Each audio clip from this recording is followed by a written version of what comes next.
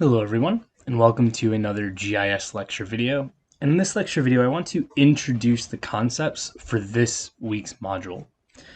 So what we're going to be talking about are GIS, or spatial data models.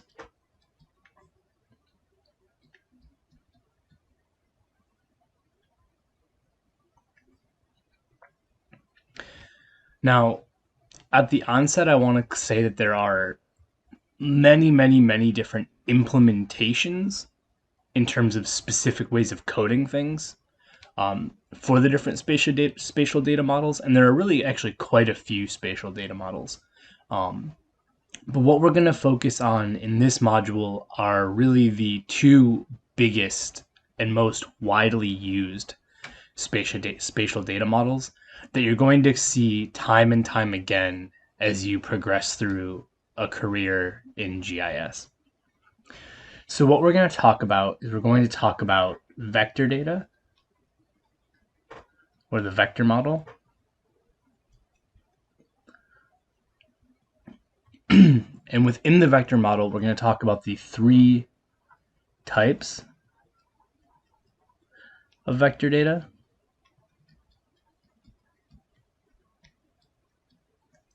So this is going to be point,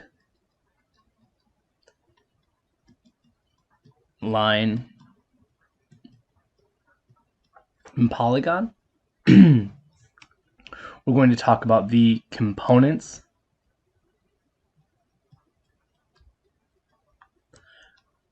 of vector data.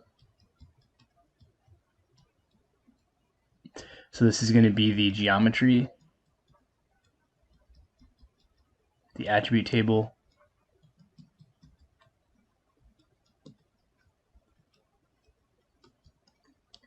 the ID,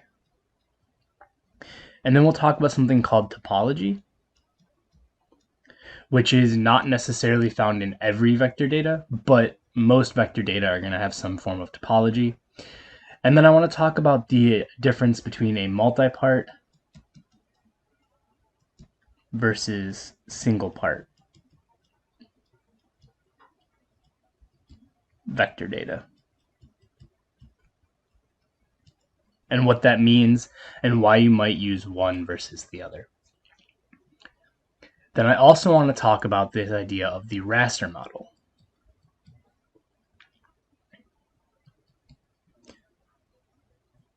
So we're going to talk about the structure of the raster model,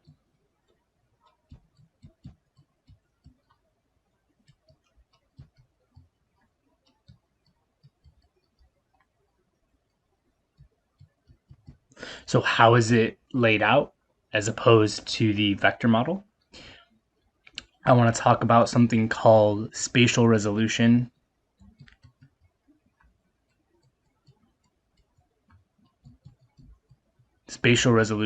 or sometimes what's also called cell size,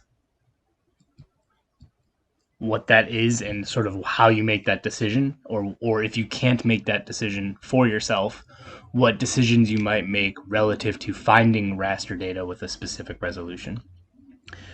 And then finally, I want to wrap up by talking about how we handle attributes in a raster data.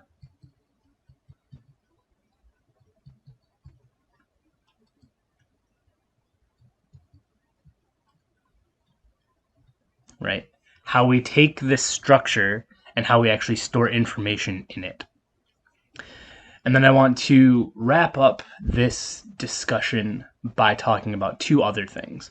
One, I want to do a raster versus vector. So we have these two different data models. How do we pick one for a given application? Or if we have one, what are its limitations relative to the other? And then we're probably going to actually start with this piece, but I also want to talk about the categories of data.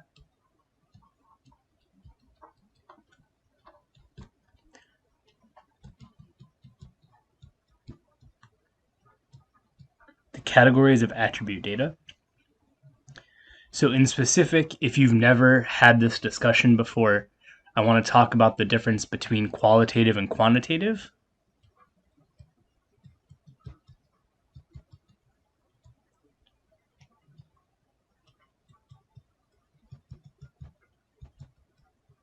qualitative versus quantitative, and the idea of nominal versus interval versus ordinal versus, I'm going to give us just a little bit more room here, versus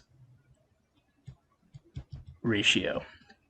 Talk about what these different categories mean in terms of sort of from a data perspective, in terms of how you can identify the four different types, but also what these mean from a perspective of geospatial information and how they would necessarily be used, or what limitations they put upon us when we move forward with other pieces of the course.